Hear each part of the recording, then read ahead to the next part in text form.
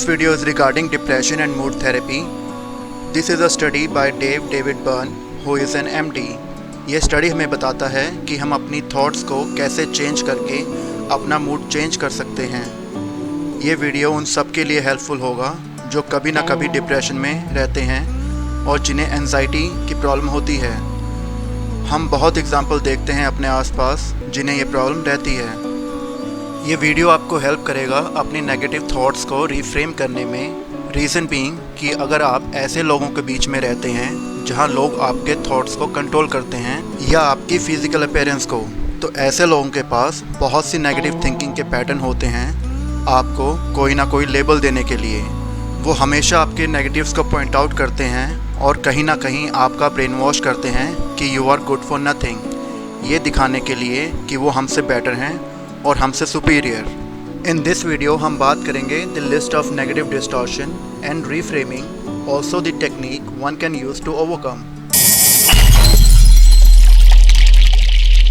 First one is all और nothing thinking, which means black और white shade, या हम कह सकते हैं येस और नो थिंकिंग। हालांकि रियलिटी में इसके अलावा भी शेड होते हैं जैसे कि ग्रे शेड। फॉर एग्जाम्पल, आप डाइट पे हैं और आपने केक खा लिया। अगर आप इसे ब्लैक और वाइट शेड में देखेंगे then you will think I broke the rule of diet and अब मैं डाइट नहीं कर पाऊँगा। बट अगर आप ग्रे शेड में सेम सिचुएशन लें तो आपका जवाब होगा अगर मैंने आज केक खा भी लिया तो कल से मैं और हेल्दी खाना स्टार्ट करूँगा और कोई एक्सरसाइज एक्स्ट्रा करूँगा to cover this up. Another example would be, आप कहेंगे दुनिया में दो ही टाइप के लोग होते हैं, ईदर विनर और लूज़र। बट वहाँ अगर आप ग्रे शेड से सोचें तो लूज़र्स ही विनर बनते हैं और बहुत से लूज़र्स ने $1 बिलियन कंपनी भी खड़ी की है। So black and white thinking बहुत सिंपलिस्टिक होती है और ग्रे शेड बहुत ही हटके। अगर हम एक एग्जांपल और लें तो सोचो अगर आपको किसी दिन 10 टास्क पूरे करने हैं और आपने सिर्फ 8 टास्क कंप्लीट किए, तो अगर आप अपने आप को ब्लैक एंड वाइट शेड में कैलकुलेट कर रहे हो तो आप अपने आप को लेज़ी समझोगे, जबकि if you think from grey shade you at least completed 8 tasks. So we have to overcome ourselves from black and white shade and should consider gray shade as well. Second one is overgeneralization. इसमें हम कोई भी एक negative situation को adopt कर लेते हैं और हम उसे हर जगह अप्लाई करते हैं। फॉर एग्जाम्पल, अगर हमें कोई एक पर्सन रिजेक्ट कर देता है तो हम सोचते हैं कि हम डेट नहीं कर सकते और हम अनलवेबल हैं। और if you fail a test you think I am a failure. अगर आप ऐसा ही सोचते रहेंगे तो एक दिन ये आपके माइंड में रियलिटी बन जाएगी और it will be hard to overcome. Another example, अगर आप अपना कोई सामान कहीं रख के भूल जाते हैं तो that doesn't mean you are lazy, that's not true, that's an over generalisation. Third one is mental filter. This is a situation जब आप नेगेटिव्स को फिक्स कर लेते हो और इसका मेन रीज़न होता है survival mechanism of our mind. हमारा माइंड हमें हमेशा आउट ऑफ डेंजर रखना चाहता है। फॉर एग्जांपल, अगर आप किसी चीज़ से डरते हो तो आपका माइंड उसे कैप्चर कर लेता है ताकि फ्यूचर में आपको अलर्ट कर सके और प्रोटेक्ट कर सके। फॉर एग्जांपल, आप किसी रेस्टोरेंट में गए और वहाँ आपको 8 अच्छी सर्विस मिली और एक ख़राब, तो आपका माइंड उस एक ख़राब सर्विस पे जाएगा, बट दैट्स नॉट ट्रू। और अगर आप किसी वोकेशन पे गए और आपका पूरा वोकेशन अच्छा था बट रिटर्न में आपका कोई सामान चोरी हो जाता है तो वो पूरा एक्सपीरियंस आपके लिए बैड एक्सपीरियंस हो जाएगा। एक्सपीरियंस हमेशा मिक्स्ड होते हैं, पॉजिटिव और नेगेटिव, बट माइंड नेगेटिव को ज़्यादा फिक्सेट करता है like emotions. Fourth one is discounting the positive. ये तब होता है जब हमारा माइंड नेगेटिव एक्सपीरियंस को ज़्यादा याद रखता है, जैसे कि आपके साथ सब अच्छा होता है या जब हमारे बारे में सब अच्छा बोलते हैं, तो उस टाइम पे ये एक डिफ़ॉल्ट मैकेनिज़्म बन जाता है।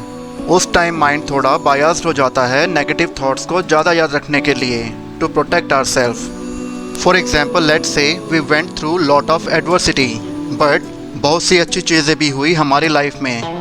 एट दिस पॉइंट माइंड उन्हें भी डिस्काउंट कर देगा ऑटोमेटिकली, बिकॉज उस टाइम हमने अच्छा फील नहीं किया और हमारा माइंड उन्हें भी नेगेटिव में ही फिक्सेट कर देगा। So remember to enjoy the good things even if negative things are going side by side to manipulate the mind. For example, आपका फाइनल्स का रिजल्ट आया and you ranked first, but on the same day आपका breakup भी हो गया. So at this point, if you are only feeling sad, then your mind will discount the rank one thing which was positive and only fix the negative in your mind. Fifth one is jumping to conclusions. इस point में एक logical error काम करता है जब हम एक के बाद एक वर्स्ट से वर्स्ट आउटकम एज्यूम कर लेते हैं. फॉर एग्जाम्पल, हम अपने ऑफिस का कोई एक काम पूरा नहीं कर पाए and then simply assuming that the boss is going to dump me, और you missed the office without informing the supervisor and then assuming he is going to dump you. It's like not following a step by step procedure, but हम एक worst case scenario अपने आप को safe side रखने के लिए assume कर लेते हैं ताकि हम रैंडम एक्सक्यूजेस बना सकें instead of being practical and face the discussion part. Sixth one is magnification. Maximum time हम चीज़ों को इतना बड़ा करके देखते हैं जितनी कि वो होती ही नहीं. फॉर एग्जाम्पल, अगर आप ऑफिस में लेट पहुंचोगे तो you will think the meeting will be ruined. आप किसी इंटरव्यू के लिए गए और आपको जॉब नहीं मिली. मे बी आप उस जॉब के लिए फ़िट ना हो या वो जॉब आपके लिए. अनदर एग्जाम्पल, आपने एक पार्टी थ्रो की और डिनर में सैलेड में आप टमाटो भूल गए एंड यू आर थिंकिंग कि सब क्या सोचेंगे, जबकि शायद किसी ने उस पर ध्यान ही ना दिया हो. अगर आप ऐसे चीज़ों को मैग्नीफाई करके देखोगे तो आपका दिमाग भी उसे वैसे ही फिक्स कर लेगा एंड आगे से वैसा ही सोचेगा. Seventh one is emotional reasoning. ये वो पॉइंट है जहाँ हम अपनी फीलिंग्स और फैक्ट्स को अज्यूम करते हैं. दिस मीन्स फीलिंग्स हमेशा फैक्ट्स नहीं होती. फॉर एग्जाम्पल, आप किसी फ्रेंड का फ़ोन एक्सपेक्ट करते हैं किसी पर्टिकुलर टाइम पे, बट 2-3 इंस्टेंस हो गए कि वो आपको उस टाइम पे फ़ोन नहीं कर पाया और ना ही इन्फॉर्म कर पाया, तो आप एक फीलिंग बना लेते हैं कि he is avoiding you. But that might not be the fact. But आपकी इस फीलिंग को आपका माइंड फिक्सेट कर देता है एज अ नेगेटिव फीलिंग. यहाँ आप अपने इमोशंस को एविडेंस बना लेते हैं. Emotional reasoning plays a role in almost all depressions. One common side effect of emotional reasoning is procrastination. So before any conclusion, just think, does the evidence support your thoughts that your emotions have generally been a good or bad guide to reality? Eighth one is should statements. ये वो condition है जहां हम अपनी unrealistic expectations या standards को reality में expect करते हैं या इम्पोज करते हैं खुद पे या दूसरों पे. फॉर एग्ज़ाम्पल, दुनिया में कोई भी बुरा नहीं होना चाहिए, बट दुनिया में लोग बुरे भी होते हैं. या जब पेरेंट्स बच्चों से कहते हैं you should get these many marks in your exams, और अगर उतने मार्क्स नहीं आते तो इसका दोनों पर नेगेटिव इम्पैक्ट पड़ता है and cause to depression for both parents and childrens. Ninth one is labelling. That means reality को ओवर सिंप्लीफाई करना. अगर कोई टायर्ड है या कुछ दिनों से उसकी नींद पूरी नहीं हो पा रही तो बिना रियलिटी जाने उसे लेज़ी कह देना. अगर कोई जल्दी इमोशनल हो जाती है तो बिना रियलिटी जाने कि उसे क्या प्रॉब्लम है उसे ड्रामा क्वीन कह देना. कई और लेबल हैं जो हम बिना रियलिटी जाने दे देते हैं and that cause depression, like selfish, ungrateful, attention seeker and unmotivated.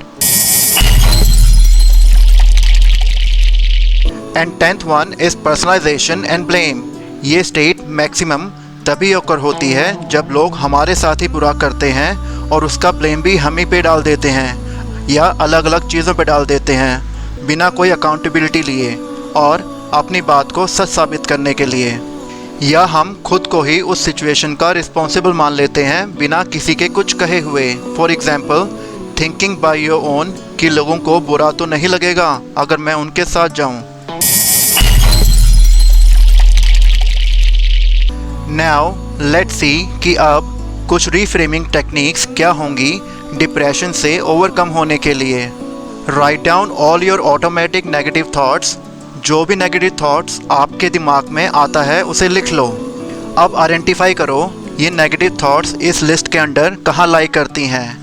अब उसके against more realistic positive thoughts लिखो। कॉन्स्टेंटली अपनी नेगेटिव थिंकिंग्स को रिफ्रेम करते रहो टुवर्ड्स पॉजिटिव। हमें ये कॉन्स्टेंटली इसलिए करना है क्योंकि हमारी लाइफ में हर दिन कोई ना कोई किसी न किसी तरीके से हमारा ब्रेन वॉश करता है नेगेटिव थिंकिंग से, चाहे वो घर हो, ऑफिस हो, स्कूल हो, कॉलेज हो, फ्रेंड्स हो, etcetera, by saying you are this and you are that, तुम लेज़ी हो, एक्सेट्रा। बिकॉज कुछ लोग चाहते हैं कि हम उनकी रियलिटी के अकॉर्डिंग ही जिएं। आपको खुद का असेसमेंट खुद ही करना है to live in reality and being practical, not depressed. आप में कुछ अच्छाइयाँ भी होंगी, कुछ बुराइयाँ भी, but you have to be realistic. Do not send negative signals to your mind, otherwise it will become your permanent trait.